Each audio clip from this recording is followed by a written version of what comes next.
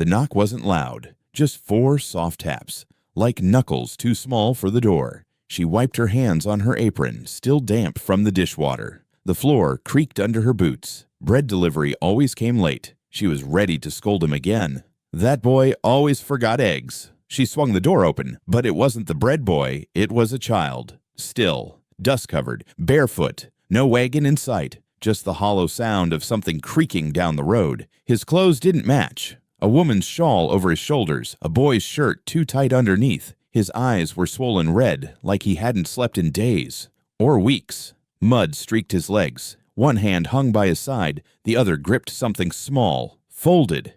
He didn't speak. She blinked. "Are you hurt?" The boy didn't move, just held out the paper. She didn't take it. "Where's your wagon?" He glanced behind him, but the road was empty now. Nothing but faint dust where wheels had turned. The note shook in his fingers. She hesitated, then reached for it. The paper was damp and cracked along the folds. Brown stains dried in the corners. Her name was written on the front in a hand she knew. She opened it. 6 words. "You promised Mama you'd keep me." Below it, in faint pencil, a second line. "If she died." Her throat dried out. She turned the note over. In the bottom corner, curled small and slanted, was a name. Her sister's name, and it was her own handwriting above it. She dropped the paper. It floated down like a dead leaf. "No," she said. "No, no, no." The boy stood there, watching, not crying, not shaking, just waiting. She bent down, picked up the paper again. The mud made the ink blur, but it was her writing, her crooked R's, her habit of slashing the Y too sharp. It was hers. She stared at the boy. "Who gave you this?" He didn't answer. "Where's your mother?" He opened his mouth. Then I closed it. "I asked you a question." His lips moved. "She said you'd know." A sound came from her, not quite a laugh, not quite a sob. "You're lying." He didn't flinch.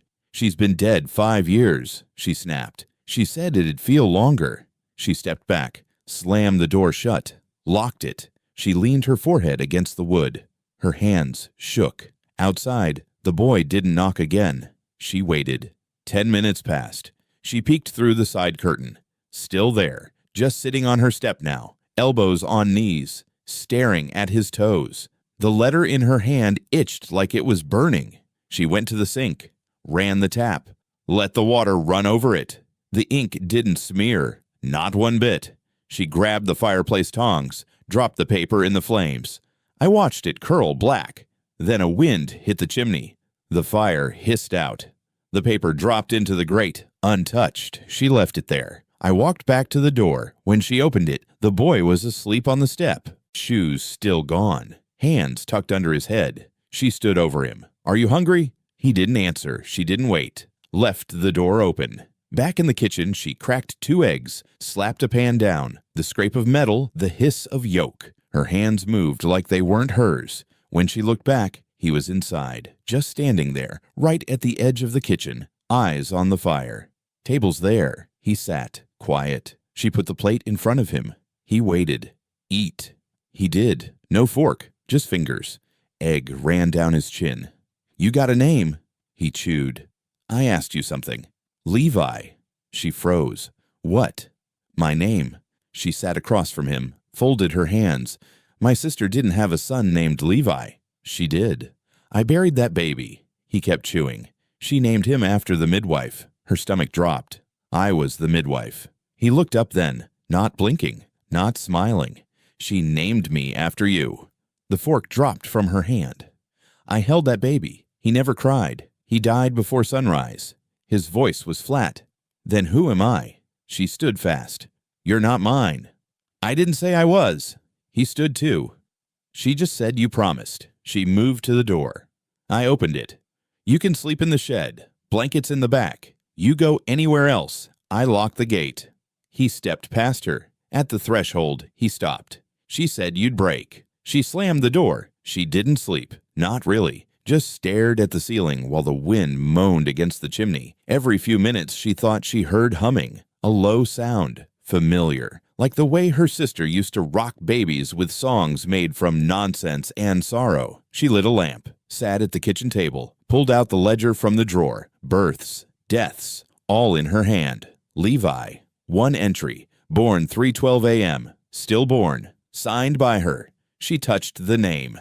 The ink hadn't faded. The fire crackled. The paper in the grate still hadn't burned, just curled, blackened at the edges, but whole. She reached in.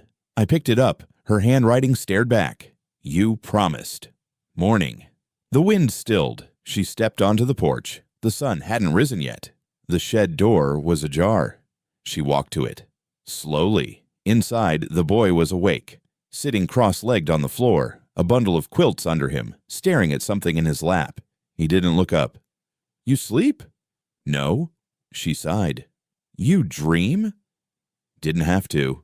What's that in your hands? He lifted it. A button, small, brass, engraved with an L. She'd seen that button before, long ago, sewn into her sister's shawl. He held it out. She said to give you this when you believed me. She stepped back. I didn't say I did. He let the button fall into her palm. She said you would. The air was thick. The shed felt too small. She turned. Come eat.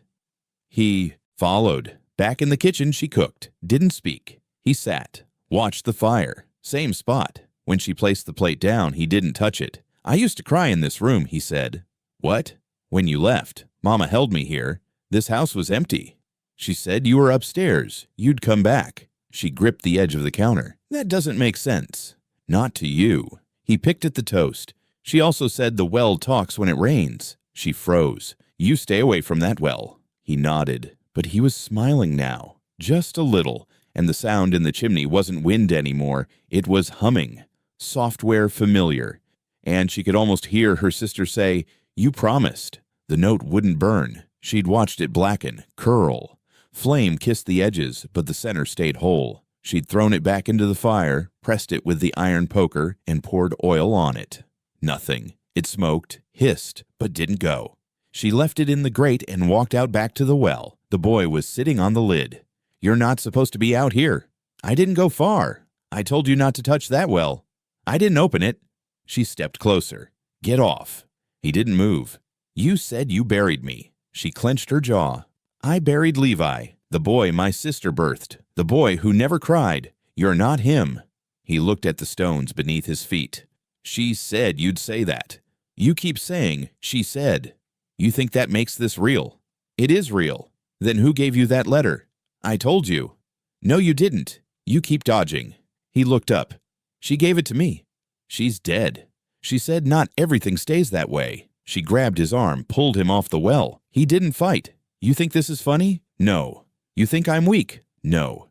You think you're mine? He didn't answer. She walked him back to the house in silence. The wind had picked up again, chimney moaning like it did after her sister passed. Inside, the hearth had gone cold. The note still sat there, curled but clean. She picked it up, held it to the lantern flame again. Nothing. She threw it on the table. It landed face down. A small tuft of something pale slid out from the crease. She froze. It was fine, blonde, soft, curled at the edge, baby hair. She reached for it. Where'd this come from? He shrugged. You tell me. She sat, slowly.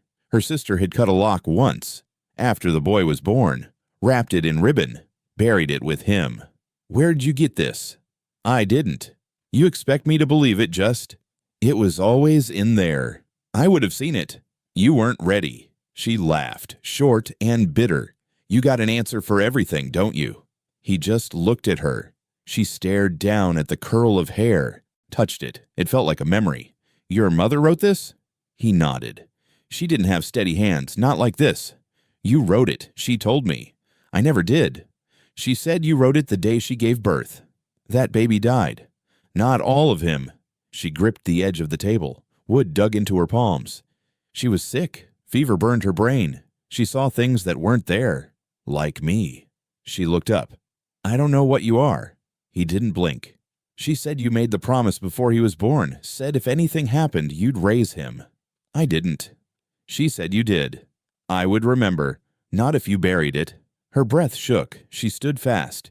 You sleep in the shed again. No. You don't tell me no.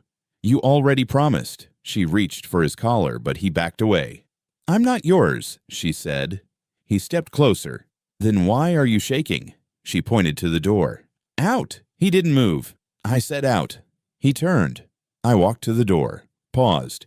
She said, "You cry in the kitchen when no one's around." The door shut behind him. She sat in the dark. The fire stayed dead. The curl of hair still sat on the table, quiet as bone. She poured herself a drink, then another. The house groaned. She went to the drawer, pulled out the old midwife ledger, opened to the page. There it was. Levi, stillborn, 3:12 a.m. Her signature below. She stared at it, flipped forward, one blank page, then another, then a folded slip of paper tucked near the back. She didn't remember putting it there. She opened it. Same handwriting.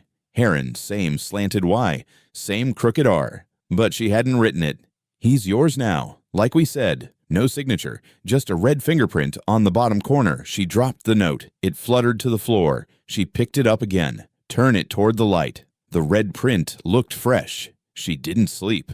Come morning, the boy was already sitting by the porch. A crow perched beside him, watching. She poured water in the basin, splashed her face. I watched her reflection. Her sister had freckles across her nose. She didn't. That was how folks told them apart, sometimes. She walked outside. "Have you eaten yet?" He shook his head. "Come in." He followed. They sat in silence while the eggs cooked. She slid the plate over. "Thanks." She nodded. "Do you remember anything from when you were born?" "No." "You remember your mama?" "She used to hum a lot, mostly when she was afraid." She paused. "She hummed the night he died. She hummed when she handed me off." "Are you saying I was there?" He nodded. "She was bleeding. You made her sit on the floor. She was slipping. You said it wasn't time." Her throat tightened. "She said she'd make you promise." "I didn't say yes. You said, 'Fine, if it helps you push.'" The words hit like gravel in her chest. She remembered that. She never forgot. "I didn't mean it." She did. He finished the eggs. She poured him more water. "Why come now?" She said, "I wasn't ready until now." "Are you saying she's still talking to you?" He looked at her. "Seriously." She never stopped. The wind scraped the chimney again. She wiped her hands. "You clean?" He nodded. "Then you're staying in the house tonight." "Okay, but don't talk." "I won't." He stood. "Where's the grave?" She looked at him sharp. "Don't ask that. I just want to see it." "It's not yours." "I think it is." She pointed to the far tree line. "Third row, back corner." He walked to the door. "Wait." He turned. She pulled open the drawer, took out the ledger, hold it in both hands. "You tell me what's missing." He looked at the page. "His name's there." "But?" "No wait, no time, no sound." She nodded. "Exactly." He looked up at her. "Then maybe he's still waiting." She followed him halfway to the trees, watched from behind the gate. He knelt by the marker, didn't cry, didn't speak, just set the lock of hair down at the base of the stone. And from where she stood, she swore she saw a second shadow beside him, bent, familiar, gone when the wind moved again. She let him in after supper. No reason why, just something in the way the wind had picked up again. The fire wouldn't hold. The back shed creaked like it was calling something. The boy hadn't asked. He just stood out there with his head down like he knew she'd give in.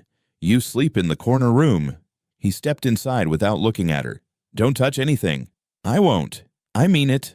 "I know." She didn't like how quiet he moved, how familiar his steps were with the hallway. He paused near the coat hooks. "Used to be a mirror here." She froze. "There was. Years ago." He nodded. "Mama broke it." She stared at him. "You never lived here." He didn't answer. She pointed to the corner door. "That room only got quilts and dust." "That's fine." He walked in like he'd been in it before, sat cross-legged on the cot. "You want water?" "No." "Are you hungry?" "I ate enough." She shut the door halfway, left it cracked. From the hallway, she watched him pull the quilt over his legs like he already knew which side was frayed. She lit a lantern in her own room, checked the lock. I turned it twice, tugged, held. She sat on the edge of her bed, unlaced her boots, heard nothing from down the hall. The night was still. She pulled the old blanket over her lap. I looked at the photograph on the table, the one of her and her sister as girls, their faces smudged now. Dust, curling at the corners. That was the summer before everything went wrong. The house shifted. She turned down the lantern, listened, silence. Then, a hum. Software slow. The same lullaby she used to sing when she midwifed babies. The one she only ever sang once in this house, to a baby that never made it past the morning. Her throat tightened. She stepped to the door, pressed her ear against it. The hum stopped. She tugged the lock, still shut. Then came the voice. Mama said you stopped singing after that night. She stepped back fast. What did you say? Mama said you broke your own mouth shut. Her skin went cold. She opened the door. The hallway was empty. She stepped into it. The corner door was closed. She pushed it open. The boy was still sitting on the cot, quilt pulled to his chin, eyes open. You speak just now? No. You sang? No. She stared. I heard it. He sat up. She sang it to me, after you stopped. That song was mine. She said you'd say that. She stepped into the room. How do you know what she said when she was dying? He didn't flinch. She whispered it when her jaw stopped moving. That's not an answer. She said the same thing 3 times. What thing? Don't let her bury him. Her knees weakened. She didn't say that. She did. No one else was in the room. I was. You were 3 minutes old. She said time doesn't matter when the promise is old. She sank to the chair. I buried that baby. You buried something. He stood. I walked over to the far wall, pressed his hand to the spot where the plaster had peeled. There was a shelf here. Her heart pounded. He traced the outline in the air. Tiny shoes. Blue. They fell one night when it rained. Scared me. You weren't here. I was. She stood, grabbed his wrist. You want to be him so bad? I am him. Then what's the name of the well? He looked at her. She didn't blink. It had a name, she said. No one used it but my sister. He whispered it. She staggered back. He pulled free. You shouldn't test people who never stopped watching you. She turned. Go to bed. I don't sleep much. I said go. He went. She locked her door again. This time she dragged the bureau in front of it. She didn't sleep. The house shifted under her. Nails in the walls creaked. Pipes groaned. Somewhere, something dripped. She couldn't tell if it was inside or outside. She sat on the bed, knees pulled to her chest, eyes fixed on the door. The lock was firm. The bureau held until it didn't. She didn't hear footsteps. She just saw the knob turn. Slow. Then stop. The lock clicked open. The door didn't open. Just the lock. She didn't breathe. The air in the room felt thin. She waited. Nothing. Morning came gray and weak. She opened the door. The boy was already in the kitchen, toast in his hand, fire going. You unlock my door. He shook his head. Don't lie. I didn't. You hum again. No. You walked around. I don't need to. What's that mean? I already know the house. She poured coffee, sat across from him. You saw her die. She made me watch. She was too weak. She saved the last of her voice for me. Why? She said I needed to know who kept their word. She sipped. I didn't taste it. She said she'd be back. No. Then how are you here? She said memory doesn't rot if it's buried deep enough. She stared at him. He chewed toast slowly. You sleep? Didn't have to.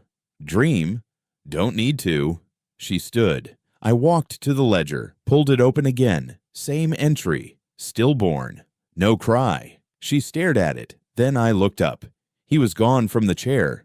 Her heart jumped. Then he spoke from behind her. She wrote my name on a different page. She turned fast. He pointed. Page 28. She opened it. Blank. Then faint ink rose from the paper like it had been under the sun too long. Levi. Kept. 3:12 a.m. Signed in her hand. She touched the paper. The ink smeared. Fresh. The knock came hard, not rushed, not polite, just final, like the sound of someone who'd already waited too long. She wiped her hands on her skirt. I walked slowly to the door. The boy was standing by the fire, silent. He didn't look up. She opened the door halfway. The sheriff stood on the porch, dust on his boots, saddle creases deep in his coat. You ride all the way out here? He looked past her, into the house. Need to talk. You got a warrant? I have a reason.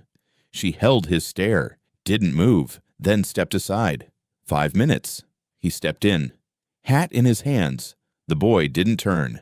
The sheriff looked at him. Then it looked harder. Are you feeding strays now? She crossed her arms. He came on a wagon. Someone left him. That right? That's right. The sheriff turned to her. You check who he belongs to. He had a note. Notes don't raise boys. I didn't say I was raising him. He raised an eyebrow. I said he came. The boy looked up then. Just once. Just long enough to meet the sheriff's eyes. Then back to the fire. The sheriff's jaw twitched. You got coffee? She turned. Kitchen. He followed. She poured slowly. He didn't sit. Someone set fire to a wagon just past the river bend. She didn't blink. He sipped. Any bodies? Nope. Then maybe it was abandoned. Maybe. She slid sugar across the table. He didn't take any. Did you see anything strange yesterday? She didn't answer. Are you always this quiet now? Depends who's asking. He glanced toward the boy again. You get a name. Levi. The sheriff's hand paused halfway to his cup. Levi, huh? She nodded. He looked back at the fire. How long is he staying? I haven't decided yet. Looks comfortable. She didn't respond. He set the cup down. Folks talk about promises like they're holy. She leaned on the counter. He had a note. Plenty do. Are you saying he's lying? I'm saying lies don't always look like lies. Sometimes they look like your own handwriting. She didn't speak. He reached into his coat, pulled out a folded poster, slid it on the table. She unfolded it. Faded face. Young boy. Similar age. Missing? She asked. From a town east. 2 months now. She stared at it. That ain't him. Looks close. Not close enough. He leaned forward. You know why folks start fires after dropping a boy off? Why? So he can't go back. She folded the poster again. Give it back. He doesn't talk like a town boy. Doesn't mean he's yours. I didn't say he was. He pocketed the paper. You still got that ledger? She froze. Why? Curious if his name's in it. It's not. You sure? I know what I wrote. He waited. She didn't move. He stepped closer. I've seen folks taking ghosts before, thinking they're just lost kids. He's not a ghost. Then what is he? She looked toward the fire. He remembers too much. The sheriff's jaw worked again. He was near the well? Why's that matter? Because some promises belong underground. She stepped back. I think you should leave now. He looked around the room once more, then tipped his hat. You lock your doors tonight. Always do. He walked to the door, paused, turned his head. Wagon fire had shoe prints near it, small, barefoot. She stayed quiet. He opened the door. He said anything about his mama? Only that she's gone. The sheriff nodded. That's the most honest thing he's said so far. Then he left. She found the boy on the porch, sitting on the rail. You hear all that? He nodded. He thinks I'm someone else. You aren't. He looked at her. Why'd he ask about the well? She didn't answer. Why'd he ask about your ledger? She sat beside him. He's not a fool. No, the boy said, just scared. Of what? The truth under your house. She turned her head. There ain't nothing under there. Then why don't you look? She stood. You come inside now. He followed. That night she double-locked the door, lit 2 lanterns instead of 1, put the ledger back in the drawer and pushed it shut hard. The boy watched her. You think he's coming back? Sheriff, don't come back without a reason. He had a reason today. He didn't have proof. You think he saw it? What? The truth. She sat at the table. You mean you. He nodded. You think you're the kind of truth a sheriff wants? No. Then why is he chasing you? I don't think he is. He brought a poster. The boy leaned back in the chair. She said they'd try to replace me. Who? My mama. The room went still. You keep calling her that. She was.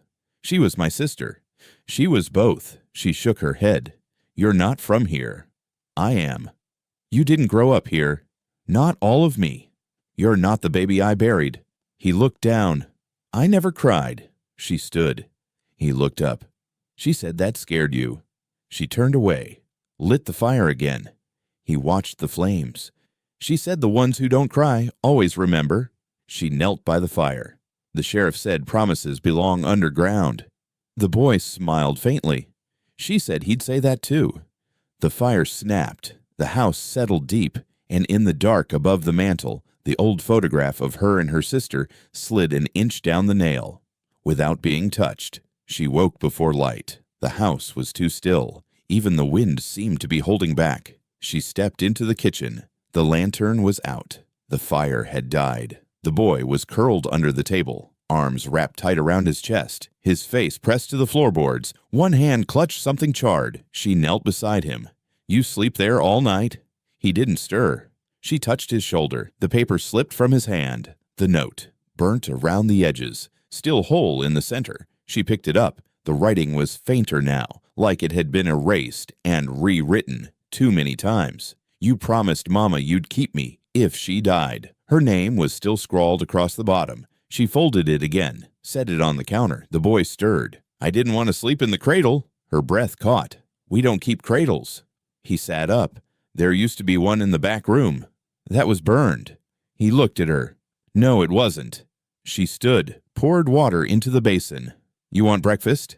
He shook his head. She didn't press him. The sun hadn't yet cracked the hills when she set out down the path behind the barn. The cemetery sat quiet beneath a line of cottonwood trees, their limbs still bare. Frost laced the edges of the stones. She stepped past the crooked row. Her sister's marker stood just as she left it. Cora June, born in pain, left in peace. She knelt down, pressed her fingers into the cold soil. Still hard, undisturbed. Then she looked to the right.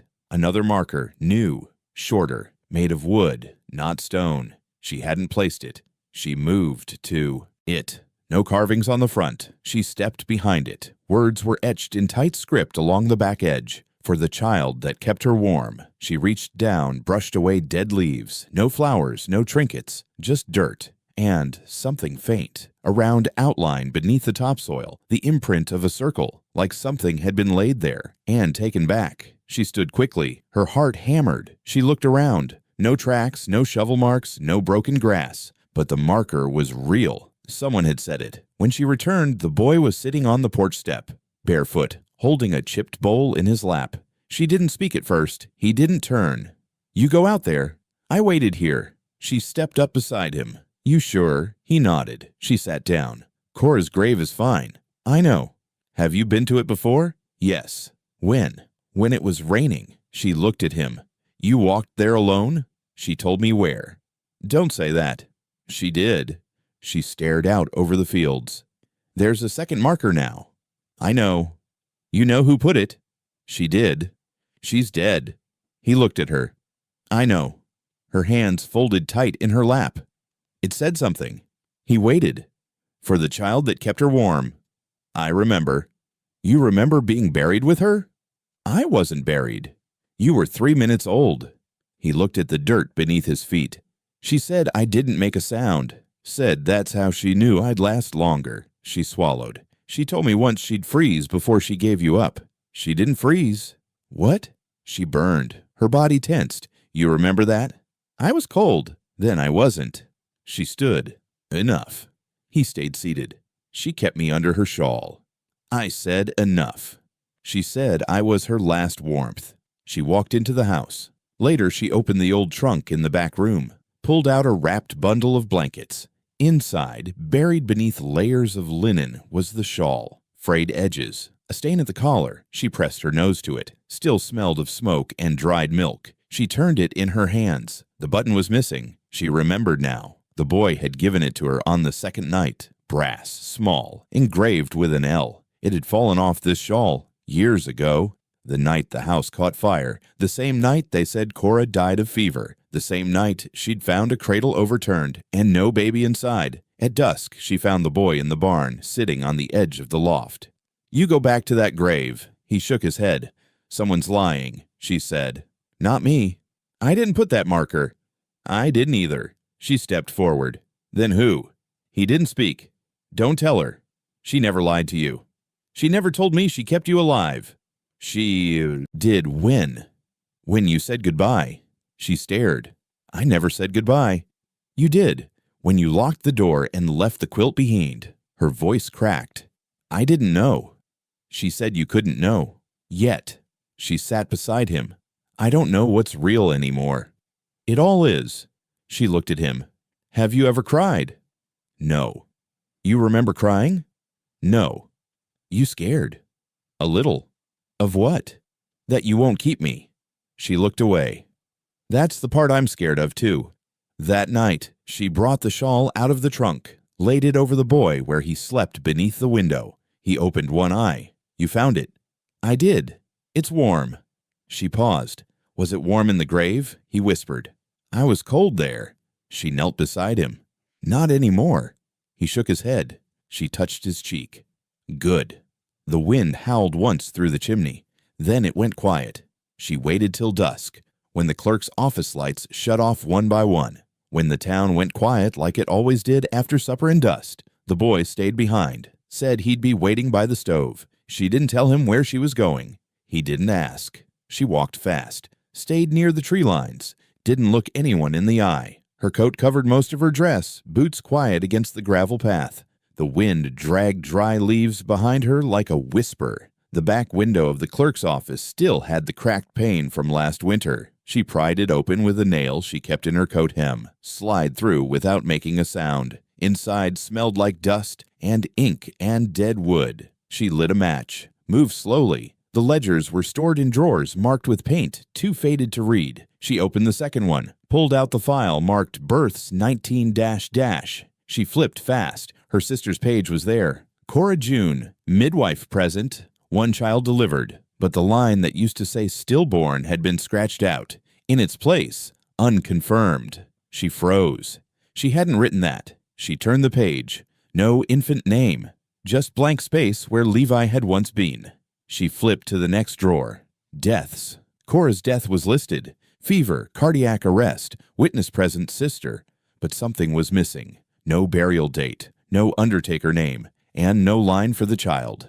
She whispered, No. She pulled the last drawer, the thick one with town claims and name transfers. Adoptions. She hadn't looked in that drawer since the winter when she stopped midwifing. Second page in. Her name, Levi. Adopted by? Her name. Authorized by blood relatives. She touched the page. Her signature was at the bottom. It looked like hers. Same tilt, same cut to the L, same press on the final loop. But she hadn't signed it. She stood there, chest tight. Then she heard something move. Boot heel, slow and deliberate. She blew the match. Blew. Out. Waited. Silence again. She slipped the page from the binder. I folded it, tucked it into her coat. She closed the drawers, stepped back through the window. The boy was awake when she returned. He was sitting at the table, holding the burnt note again. You go somewhere? I did. Find something. She pulled the paper from her coat, slid it onto the table. He looked down at it. Your name, he said. I didn't sign it. Still yours. Someone forged it. He looked up. She said it had to look like you, or they'd never believe it. She who? He didn't answer. You're not real, she whispered. He waited. You're some kind of punishment. She said you'd say that too. She stood. I started pacing. They erased your birth. I know. They erased your death. He nodded. They claimed I raised you. He smiled faintly. She said you did, even if you forgot. I didn't forget. You buried it. She slammed her hand on the table. I was there when you didn't cry. I was there when your heart stopped. Then how am I sitting here? She didn't speak. He picked up the adoption page, hold it to the lamp. The ink glinted like it was still drying. She said the ledger only lies if you let it. That's not an answer. Maybe it is. She sat back down. You're not mine. I am. I never fed you. Never held you after that night. You did. Just not in the way you remember. Her voice cracked. I lit the fire too slowly. I wrapped you too late. She said you saved me. She lied. He folded the paper again. No, she didn't. She stared at the floor. Why didn't she tell me? She did. When? The day you stitched your name into the baby's quilt. She shook her head. That quilt burned. No, it didn't. He walked to the hearth, pulled something from behind the logs. She gasped. A square of fabric, faded but stitched at the bottom corner. Her name, in red thread. She reached for it, touched it. It felt warm. I sewed this. He nodded. Then you remember. She nodded once, then said nothing else. She found him standing at the attic door, barefoot, covered in dust. I said that door stays shut. I didn't go far. She climbed the steps, slow. You dig through anything? I wasn't digging. Then what were you doing? Listening. To what? The quilt. She stopped halfway up. You don't listen to quilts. This one hums. You're lying. It's scary. She reached the landing. The attic smelled like cedar and rot, same as always. The boy stood beside a wooden chest, lid open. Inside, folded tight and soft with age, was the quilt. Her hands tensed. You weren't supposed to touch that. I didn't. He stepped back. You remember it? I stitched it. He nodded. She said you worked on it when she lost her voice. She did lose it. For weeks. She wrote everything down, keep notes in the corners of the house. She said you stitched silence into this. She walked over, lifted it from the chest. Dust scattered. The fabric was heavier than she remembered. I made this when I couldn't help her anymore. She said it helped anyway. She unfolded it. One square was darker than the others, almost rust-colored. The boy touched it. This one smells like blood. She pulled it back. How would you know that? I slept under it. When? When she wrapped me in it and told me to wait. Her hands shook. She never said. She didn't want to. Why not? She said you'd feel it, not need to hear it. She ran her hand over the stitching. You feel it now? He nodded. It still cries when I sleep under it. She blinked fast. Quilts don't cry. This one does. She folded it again, carried it downstairs. He followed. In the kitchen, she laid it across the table. The fire burned low. The boy sat across from her, hands in his lap. You want to tell me how you found it? I heard it. No, really. I heard her humming again. I followed it. She's gone. Not from here. You believe that? He nodded. You scared? Not of her. She looked at the square again. I bled on this. I know. She was coughing up red. I caught it in the corner. She said that's the piece that kept her warm. She picked at the seam. I never finished the border. You were too tired. I was too scared. He leaned forward. She wasn't. She was dying. She still stitched. They sat quietly for a while. Then he said, You left your name here. She didn't move. Where? Near the edge, lower left. She turned the quilt. There it was. Her name, cross-stitched in faded thread. She'd forgotten. She touched it. She said to follow the names if I ever got lost. She put her name too. No. Why not? She said hers already belonged to someone. She stared at him. To who? He hesitated, then said, The sheriff. Her face darkened. She never said that. She didn't have to. She hated him. She loved you more. She folded the quilt again. Did he know about you? I don't think so. She would have told him. She didn't trust him. She had to. He brought the medicine. She hid me when he came. She froze. Why? Because he said promises don't mean much if nobody writes them down. She stood. I walked to the hearth, threw another log on the fire. You think he'd come back for this? Not the quilt. Then what? The part it remembers. She turned. Are you saying he knows you're alive? He doesn't know yet. Are you saying he'd hurt you? He already tried. She stared. The fire? He nodded. She said he saw the promise in your handwriting. I tried to burn it. She made me believe it was just a fever. She made it a secret. She came back to the table, sat across from him again. You think she knew I'd find you? She said you would. Even after all this time. She said promises don't keep track of time. They just wait. She looked down at the square with her name. Does she ever cry? She didn't have to. Why? Because the quilt did it for her. She folded it once more, hold it to her chest. I want to remember all of it. He nodded. You will. She stood. You sleep under this tonight. He looked at her. I already did. Then do it again. That night, the wind shook the windows. She sat at the edge of her bed, watching the hallway. The boy's door was cracked open, light flickering inside. She rose, moved quiet. She looked through the gap. He lay on the cot, wrapped in the quilt, the same square, the rust one, pulled up to his chin. He wasn't asleep, just staring at the ceiling. The fabric moved as if breathing. Then she heard it. A hum. Software slow. The same one from years ago. She leaned against the doorframe. You hear it? He didn't look at her. It never stopped. The smoke hit first, A black streak twisting into the sky beyond the ridge. She stood at the porch rail, arms crossed, eyes hard. The boy stepped beside her. "That's the barn by the split road." She nodded. "That's where the wagon stopped." She didn't answer. He watched the sky. "Think it was him?" She looked at him.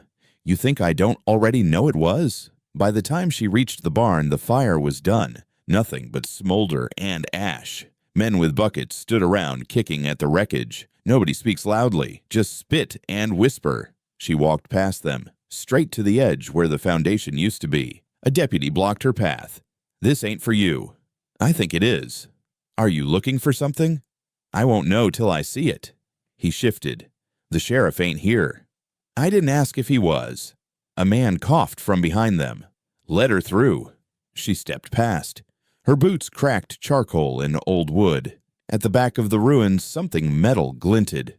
She knelt. Ash crumbled under her hand. A badge, burnt at the edge. Sheriff's.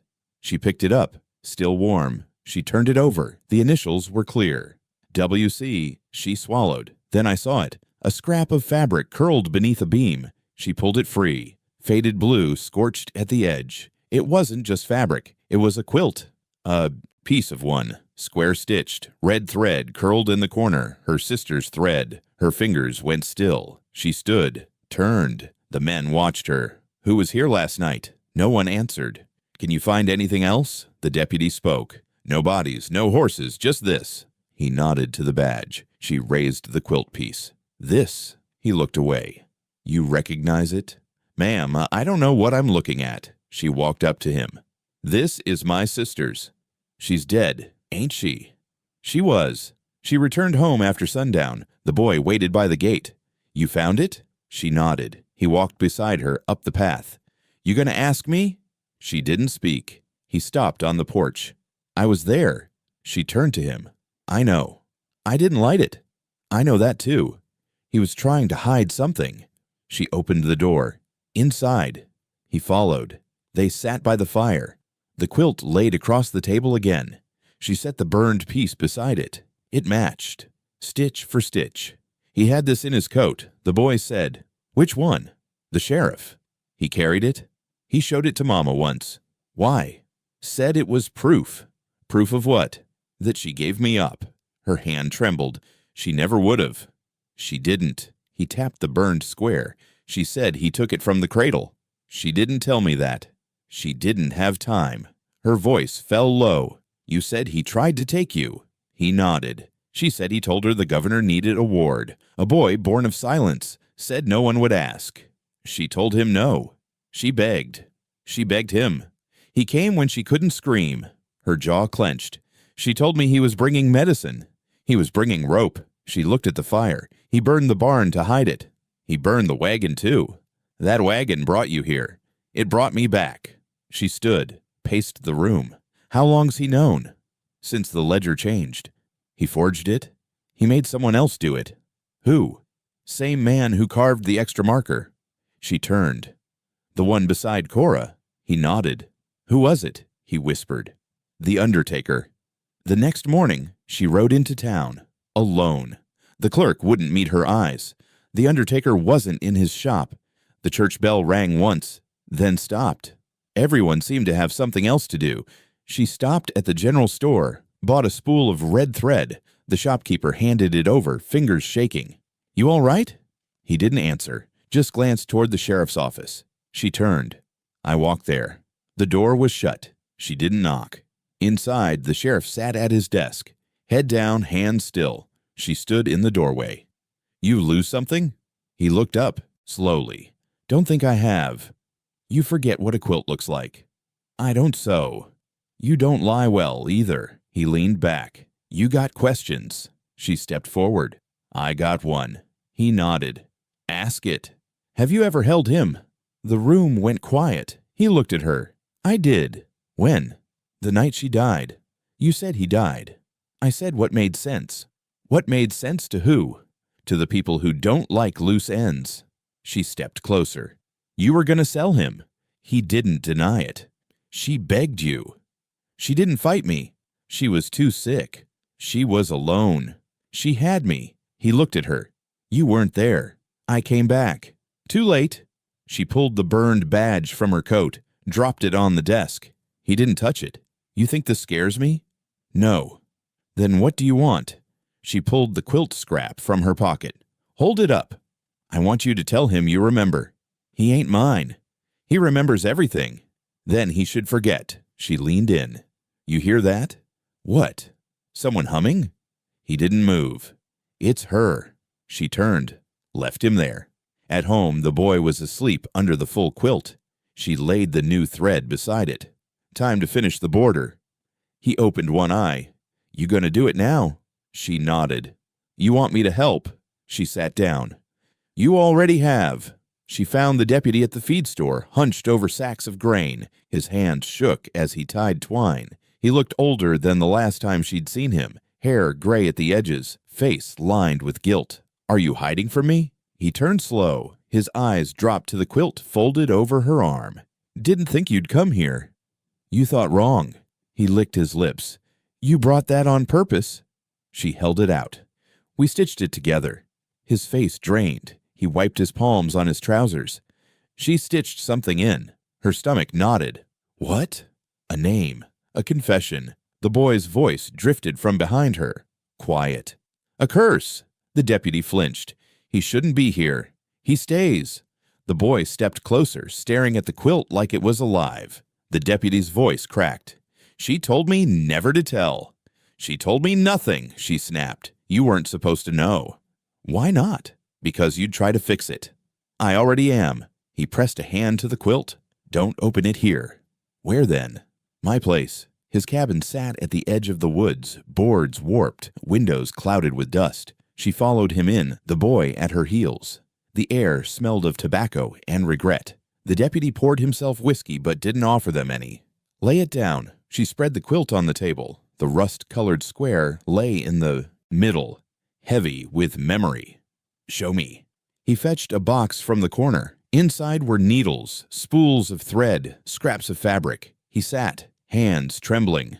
She made me promise to keep it closed, said the stitches would hold secrets better than a grave. You helped her. I was her hand when she couldn't move. A fever nearly took her, but she kept sewing. She said one day it'd have to be found. She leaned closer. Found by who? You. The boy whispered, or me. The deputy's eyes darted. What is he? My sister's son. He shouldn't be walking. He is. The deputy jabbed the needle through a seam, tearing the thread loose. Fabric parted slow, like lips opening after years of silence. He pulled out a scrap of paper, folded small, stitched inside the lining. She snatched it. I opened it. The handwriting was shaky. Her sister's. He took them, sheriff and governor both. Babies, promises, buried names. If I die, let her know. Her breath caught. She wrote this? The deputy nodded. With her last strength. The boy's voice was flat. A curse. She looked at him. Why do you say that? She told me words stitched in blood never rest. Said they bite whoever reads them. The deputy poured another glass. His hands shook worse. I told her to burn it. She laughed. Said fire won't take the truth. She slammed the paper on the table. Why didn't you come to me? I was scared. Of who? Of everyone. His eyes filled. I loved her. You know that. But love doesn't win against a sheriff with a badge and a governor with land. You let them do it. He didn't argue, just stared at the glass. The boy leaned close to the quilt. It's not empty. She stiffened. What else? He pointed at the seam. Listen. The deputy groaned. Don't. She pressed her ear to the fabric. At first, nothing. Then faint scratching, like thread being pulled tight. She ripped another seam. A second scrap slipped out. Clothes, this time. Child's gown sleeve. Stained. The deputy muttered. She said that was his. Her hand shook as she held it. I buried him. Not all of him, the boy whispered. Her stomach turned. Why would she keep this? Proof, the deputy said. So you couldn't lie to yourself. She turned on him. And you? Where were you when she begged? His face collapsed. I carried water. I held her hand. I wanted to take her place, but she kept saying your name. Not mine. Always yours.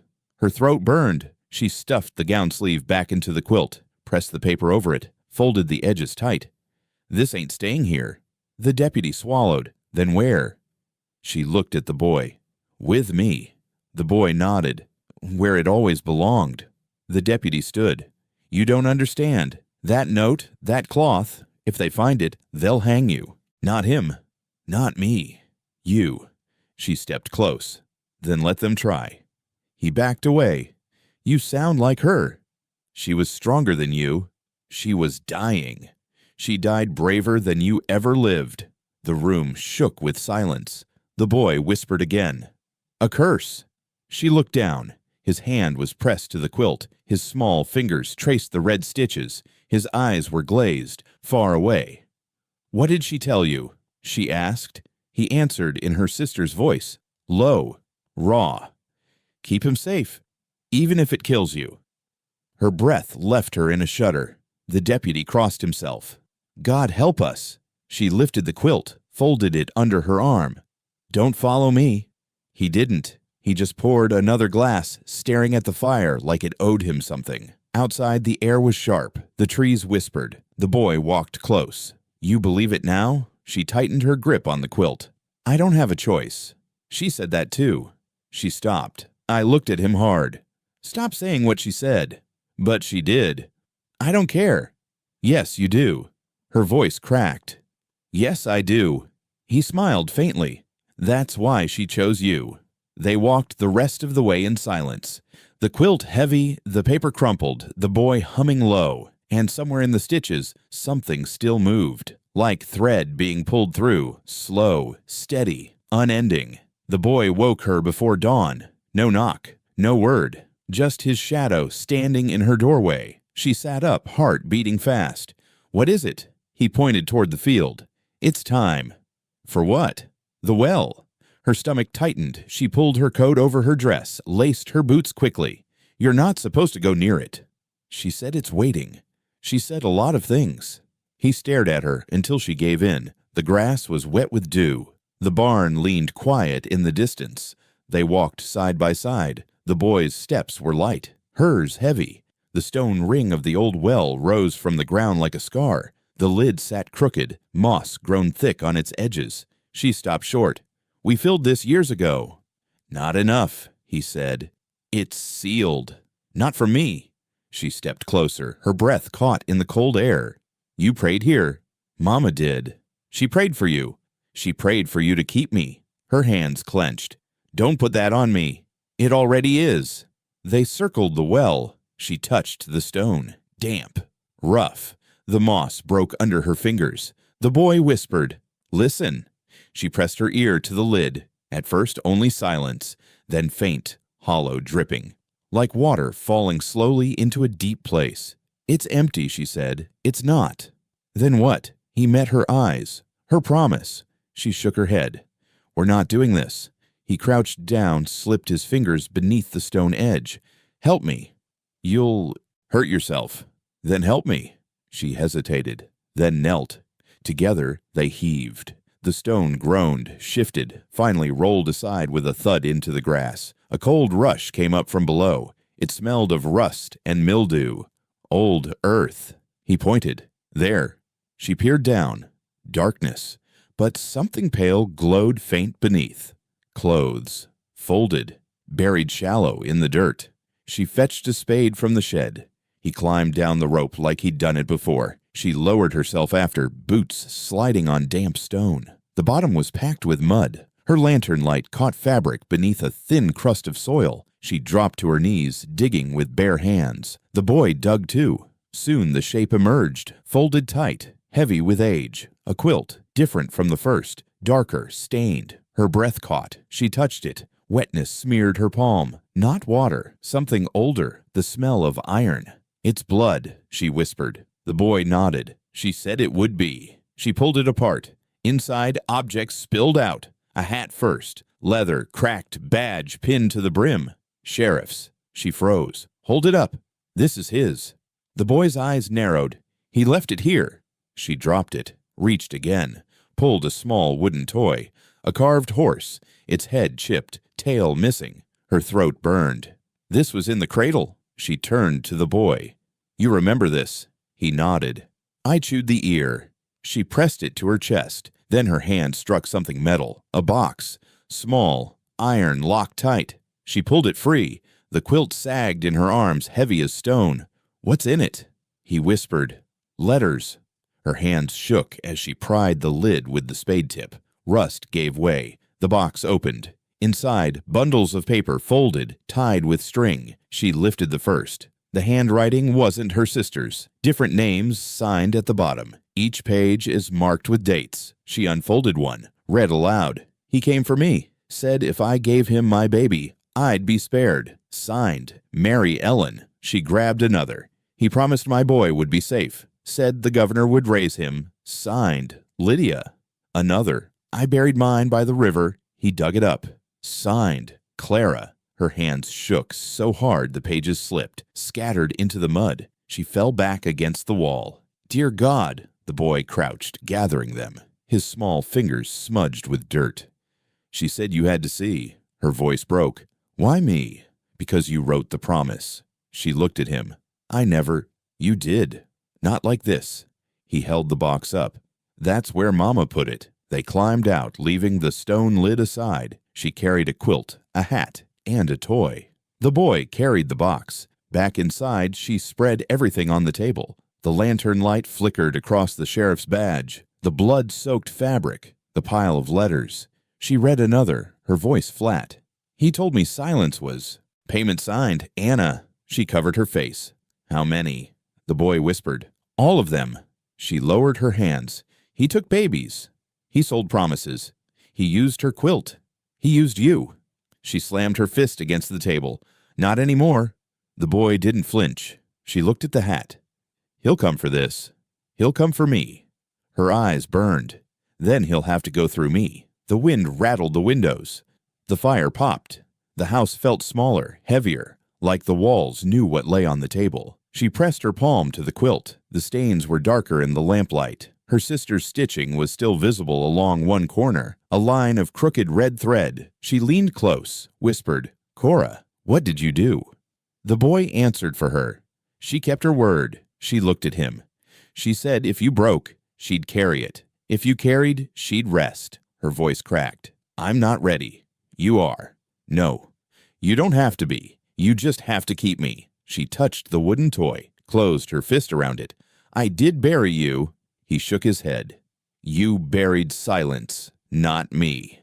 The night dragged on. She sat with the box open, reading each page until her eyes blurred. Every name is another ghost. Every word is another wound. The boy dozed against the hearth, quilt over his shoulders. The humming came again, low, steady, her sister's tune. It wound through the house like smoke. She stared at the sheriff's hat, at the badge, at the proof no one wanted. She whispered, "Tomorrow."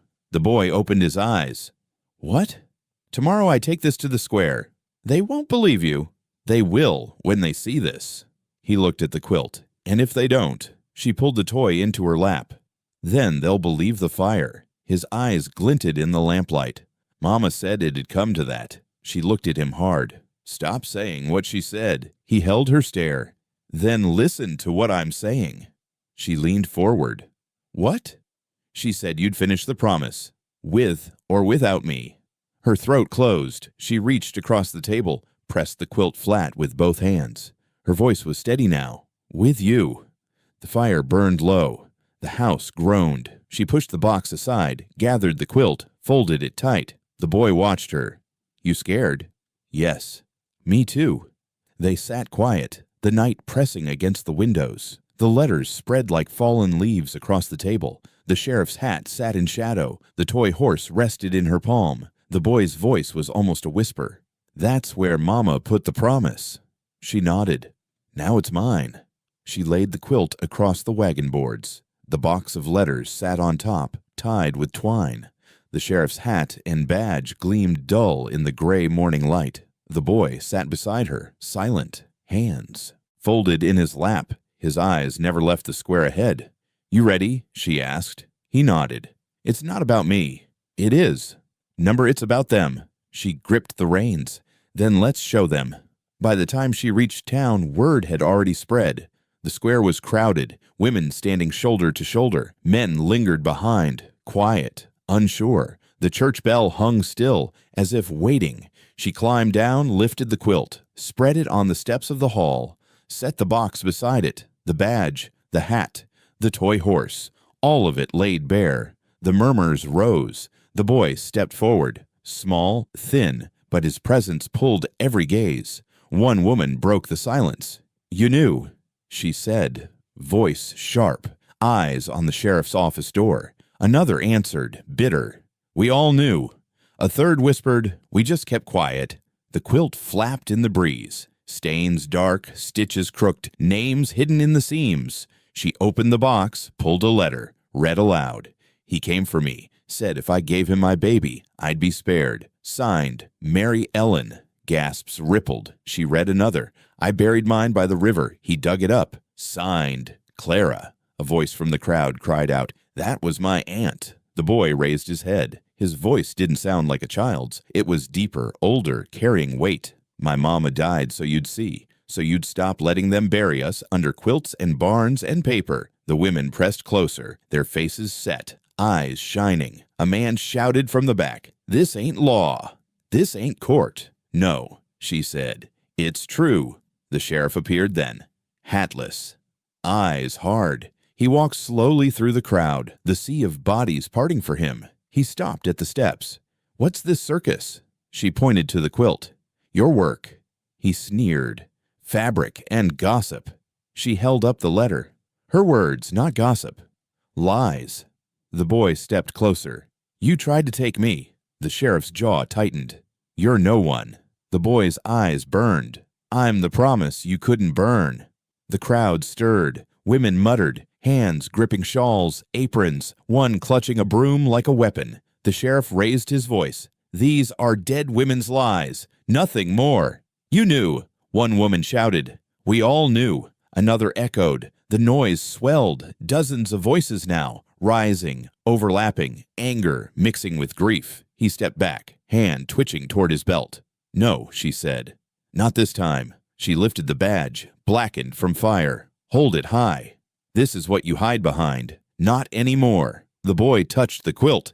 She said stitches can be undone. She tore one seam. Letters spilled onto the steps, fluttering in the wind. Dozens of them. Pages of names, of loss, of betrayal. The women surged forward, picking them up, reading aloud, voices trembling but loud enough to carry. "He promised me safety. He took mine too. He said no one would believe me." The square filled with voices, raw, breaking. "True." The sheriff shouted, "Quiet." No one did. A woman pushed to the front, older, her face lined deep. She held one letter high. "This one's mine." The crowd stilled. She read it, voice shaking. "He told me my baby was stillborn. I never saw her body. I never stopped hearing her cry." Gasps, then silence. The sheriff's face drained. The older woman looked straight at him. "You lied." He opened his mouth, then closed it. The boy whispered, "She cursed you." The sheriff snapped, "Shut your mouth." But the boy's voice carried like thunder. "You can't bury us anymore." The crowd erupted. Women shouting, crying, chanting, names spilling into the air like sparks. She stepped closer to the sheriff. "This is your trial," he spat. "I don't answer to you. You answer to all of us." The boy laid the toy horse at the sheriff's feet. "Mama said you'd end where you began." The sheriff stared at it. His hands shook. For the first time he looked small. The women closed in. Dozens of them. Their silence is gone. Their fear is gone. Their voices filled the square. "You knew. We all knew. No more." By dusk, the sheriff was gone. Not dead. Not jailed. Just gone. His badge was left behind on the quilt, blackened, empty. The crowd thinned. Women carried the letters home, promises of truth, no longer hidden. She gathered the quilt. I folded it slowly. The boy stood beside her. "You did it," he said. "No," she whispered. "We did." He nodded. "Mama's resting now." She looked at him. "And you?" He smiled faintly. "I'm not cold anymore." The porch boards creaked beneath her weight. Evening shadows stretched across the yard, long and soft. The boy sat at her side, knees pulled up, chin resting on them. The quilt lay folded between them, heavier now, whole again after days of seams torn and restitched. "Will you keep me?" he asked. She looked at him, eyes tired but steady. "Yes, you mean it." "I do." He studied her, as if waiting for the usual break, the hesitation, the excuse, but none came. "Good," he whispered. She reached for the quilt, unfolded it. The squares glowed faint in the lamplight from inside the house. Some were patched with new thread, others ragged, but all of it hung together, whole. "Have you ever sewed?" she asked. "No." "Then you'll watch." She brought out her basket, thread and needles spilling into her lap. The spool of red thread rolled to the boy's feet. He picked it up, handed it back. Red again. "It's the only color that holds," she said. She threaded the needle, pulled the quilt across her knees. Her fingers worked with steady rhythm, stitch after stitch, pulling tight. Each square carried weight, some stained, some blank, some carrying whispers only she and the boy could hear. He leaned close. "What names are you sewing in?" She didn't look at him. "No one speaks." He nodded. "Like hers." "Yes, like hers." The night deepened. Frogs croaked from the creek. The house behind them stayed dark. She worked by touch as much as sight. The boy stayed awake, watching her hands. "Does it hurt?" he asked. "What?" "To sew names." She paused. "A little." "Why do it?" "So they don't vanish." He leaned back against the post. "That's what Mama said." She was right. Hours passed. The needle clicked. The thread pulled. At last, she tied the last knot, smoothed her palm over the fabric. "It's done," she said. The boy's eyes were half closed. "Whole again?" "Yes." He curled up, resting his head on the quilt. His breathing slowed, steady now. Not the restless stirrings of the first nights, but real sleep. She watched him for a while, then carried him inside, laid him on the cot, covered him with the quilt. She lingered at the doorway, hand on the frame. He shifted once, murmured something she couldn't catch. Then silence. The house felt different by morning, still haunted, but quieter. She woke with the sun, pulled the ledger from its drawer, and carried it to the table. The boy still slept, quilt tight around him. She opened the book. The old pages crackled. Births, deaths, adoptions. Her own handwriting stared back. Some true, some forged. The line about Levi, scratched and altered, blurred and rewritten. She turned to a blank page, dipped her pen in ink. Her hand shook at first, but steadied. She wrote slowly. Levi. Born in silence, kept in promise. She signed her name beneath it. Firm, final. She closed the ledger. The boy stirred. His eyes opened, heavy with sleep. "What are you doing?" "Writing the truth." He sat up. The quilt slid to his lap. "My name." "Yes." "You wrote it?" "Yes." He smiled, small but real. "So it's real now." "It always was." He pushed the quilt aside, padded barefoot to the table, climbed onto the chair beside her. "You gonna keep me?" She turned to him, eyes wet but fierce. "You're mine now, and I ain't giving you back to ghosts." They sat quietly, morning light spilling through the window. Dust floated in the air, soft, harmless. The quilt lay folded nearby, whole, heavy, alive with the names stitched into it, names no one else dared say. The boy leaned against her shoulder. She let him. Her hand rested on the ledger, still warm from the ink. Outside, the world carried on. The town, the men who'd kept silent, the graves, the burned barns, the empty promises. But here, in this house, the promise held.